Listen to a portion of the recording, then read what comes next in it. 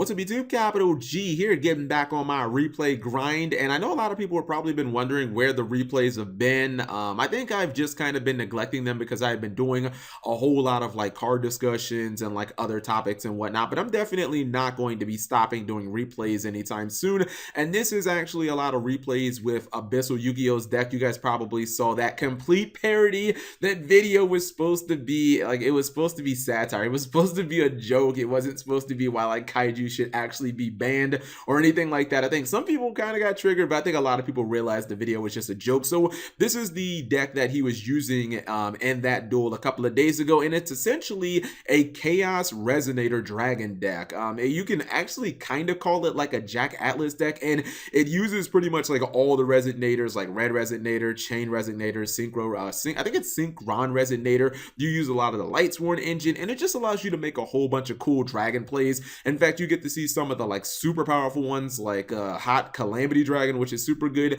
and a lot of it has to do with this card right here, Red Rising Dragon, which it is the card that you almost certainly go into first. It does require like for you to use your Resonators because it requires a Fiend Tutor, but what's cool is it can instantly revive one of your Resonators from the graveyard, but the restriction is you can only synchro into Dark Dragons for the rest of the turn. So if you guys see any of these replays and you're wondering, well, why doesn't he make Stardust Dragon, or why doesn't he make Trishula or something like that? It's because you can only go into Dark Dragons. Now, personally, I think that Hot Red Dragon Archfiend Abyss is like the best one. This guy right here, not only does he have 3,200 attack, but he's just so good because he offers protection. He can negate spells, he can negate traps, he can negate monster effects. Basically, he can negate one face-up card. And what's super cool about Red Resonator, which a lot of people don't know, is that you can actually gain life points, equivalent to one monster that you have on the field. So being able to gain like 3,200 life points is super good. You saw him make the Calamity, which this card is actually like ridiculous. It's 4,000 attack when it attacks a monster and sends to the graveyard by battle. You actually can inflict damage equivalent to that monster's attack in addition to the battle damage, and it actually is kind of like a cold wave for like all effects on the field. Like you can make it so your opponent can't activate effects of like spells, monsters, or traps, and they can't actually respond to this card's effect. It's super difficult to make because it's like level 12, but unfortunately, like Kaiju's OP, baby. I like how he spends all his resources making the big level 12 synchro that's like super fucking hard to make because it requires 2 tuners plus a non-tuner Dark Dragon synchro, so it's not easy to make at all, and then his opponent just Kaiju's it. But I've said multiple times, guys, if you do kaiju a monster and you can't get rid of your own kaiju, you will just die to your own kaiju. So this deck runs a lot of like chaosy things, a lot of light and dark monsters, and since it mills a lot, you're going to see a lot of wolves. You'll see some trick clowns and stuff in here. I think this duel is against some sort of anti-meta, and honestly, the anti-meta guy could have probably had this, but he screws it up. You see he runs Monster Gate and Reasoning. I think a lot of that has to do with just you want to mill as much as possible in this deck. Like you guys will see wolf summoned a lot just because, I mean, with all the milling, the solar recharges, the riding, and all that good stuff, it's really, really easy. All right, so right here he has Hot Red Dragon Archfiend Bane. Despite the fact that it's level 10, I don't think it's as good as Abyss because it doesn't give you that same level of protection. Like, don't get me wrong, like if it inflicts battle damage, you can get 2 tuner monsters, which is super cool, but it doesn't protect anything. Like this is the field, this is the ideal field that you want to start with this deck. Like you want to start with maybe an Archfiend Bane, plus you always want to have Hot Red Dragon Archfiend Abyss so that you can negate the Slumbers or the Regekis or stuff like that. And then maybe you might have a Red Rising Dragon in addition. Red Rising Dragon does have a second effect as well during the turn that it's not sent to the graveyard. So if it's been in the graveyard for like a turn or whatever, you can actually banish it and then you summon like 2 Resonator monsters. They have to be level 1, but again, it can't be used during the same turn that it's sent to the graveyard. Here's the thing though, so this guy, he's gonna activate Slumber, and obviously Abyss is going to negate it, but had he simply just used Sticky Kaiju, had he just used Kamungus to tribute over and then activated the Slumber, he probably would win this duel. Like he would have ended up negating this guy's entire field. I don't know what he plays Tenki for, but I mean, if he plays like Fire Formation Bear, or what the hell, Fire Formation Bear. If he plays, if he plays the Fire Fist Bear, he would have been able to pop the monster. Like I don't know why he did that in that order. Let me show you guys one more replay against Mermill, and then I'll show you guys like a really, really cool play that this deck actually can do.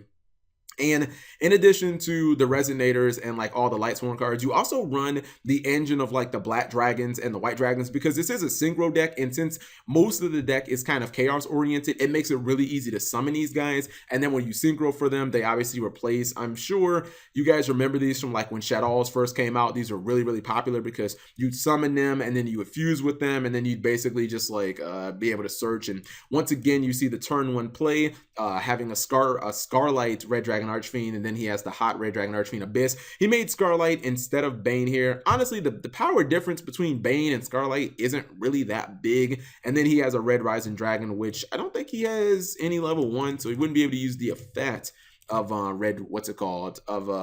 Red Rising Dragon, but still a good card. It still puts a lot of pressure on your opponent. Like, this is over 8,000 on board. I think this is like 8,300 damage, and his opponent just ends up scooping.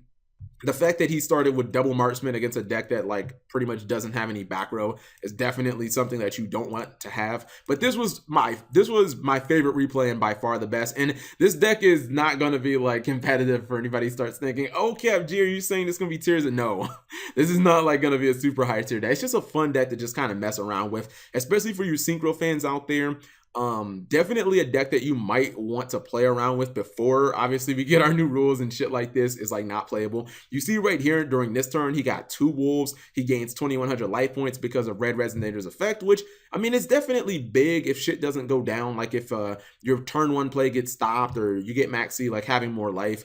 And you see right here, he's just making a really big field. He has the Bane, he has the Scarlight Red Dragon Archfiend, he has the Hot Red Dragon Archfiend Abyss to negate the Regeki. But like right here during the second play, like, you think this is a pretty good field. Like, he is just going to go off. You see finally he activates the Red Rising Dragon effect, and you banish it, and you summon two Resonator Synchros from your graveyard, but they both have to be level 1. And that's cool because it allows you to just do dumb plays. So he brings out Calamity, and he activates Calamity's effect, but he's not done. He actually ends up making Red Nova Dragon, which I think I may have seen like 2 or 3 times. You never see this card because it requires 2 tuners plus a Red Dragon Archfiend. Then he makes another Red Dragon Archfiend Abyss. The cool thing about Bane is the fact that you can tribute any monster on your side of the field, and you can revive one of your Red Dragon Archfiend monsters, and it can actually revive Hot Red Dragon Archfiend Abyss. So it's really cool, and this is just kind of a fun demonstration of this deck. I'll actually go ahead and show you guys the deck profile really quickly.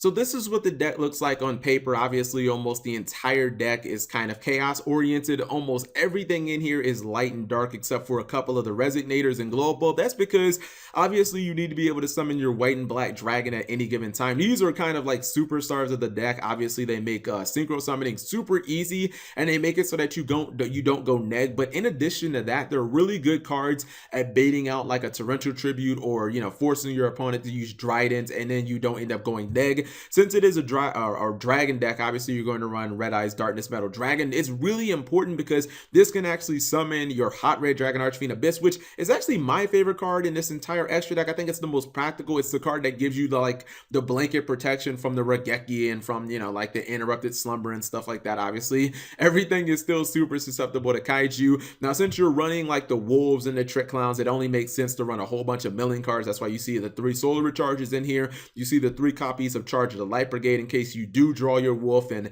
obviously your goal is kind of to mill it. That's why you run Minerva in addition to that. But if you happen to draw it, it's not really the biggest thing because you do have the solars to get out of your hand. And in addition to that, and this is one of the reasons why I love Red Resonator so much, you run the full Resonator lineup, but Red Resonator is especially important because it does help you get to like your 8s and 6s really easily, but it gets wolf out of your hand. And at the same time, this is a card that can actually increase your life points. So if your turn 1 board does get cracked, it's a very slim chance that your opponent's going to OTK you, because a lot of times at minimum, Red Resonator is going to allow you to gain like, I don't know, 2,000 life points. So when this deck goes first, you usually are starting with like 10,000 life points. So it's really hard to kind of OTK this deck, which is really cool. And all your different resonators kind of serve a purpose. A lot of them actually make it so that you don't go neg when you synchro summon. Like if you look at Synchron Resonator, this is a card that can special summon itself from the hand as long as you control a synchro. And while you can only use this effect once per turn,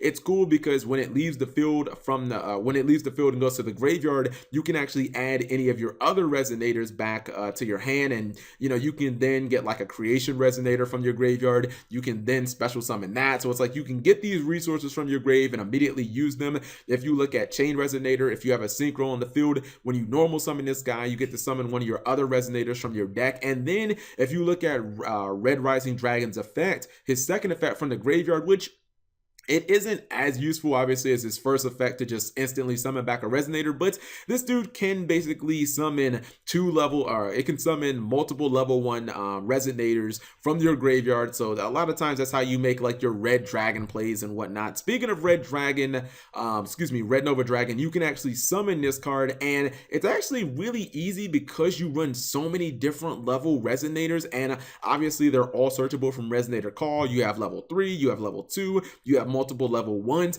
But what's super cool about this, and you guys probably noticed it in that replay, if not, just go ahead and rewind it, this card can get over 8,000 attack very easily, because not only do you get 500 attack from all your resonators, but then the ride-ins count as well. And you know, when you've got Reasoning and Solar Recharge and you get like 20 cards into your deck turn 1, that's a lot of freaking tuners that's in the graveyard. So this card can kind of be like a 1-card OTK, and I mean, this is just a fun little deck to kind of mess around with for those of you guys who like really love the synchro summon. The only thing that I would probably consider is maybe taking out the Solemn Brigade and probably replacing that with Dimensional Barrier.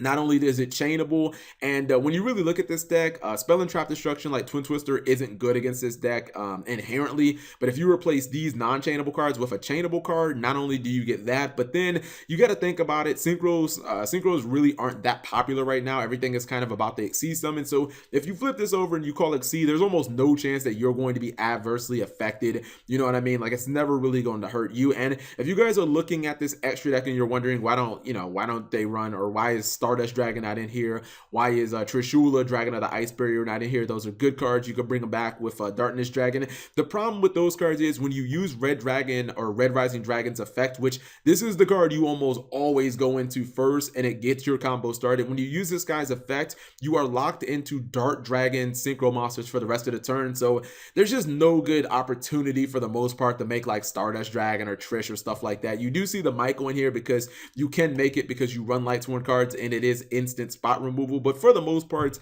if your opponent, or if you do have a second turn, a lot of times you're just going for bigger things. You're going for things like Calamity to try and lock your opponent out of using any of their traps. If you guys notice, this card is basically a cold wave, and your opponent cannot respond to this card's activation. So, and it also does crazy amounts of damage, because if you like attack over a 3,000 monster, your opponent takes like battle damage plus the 3,000 too. So you know what I mean? During the second turn, you're just trying to kill your opponent. You're not really worried about protection and stuff like that, and that's why you have the Hot Red Dragon Archfiend bit. So anyways, just a fun deck. I hope you guys enjoyed it. I'm back to my replay game, and if you guys enjoyed the video, give it a big thumbs up. Thank you guys for watching. As always, subscribe if you have not already.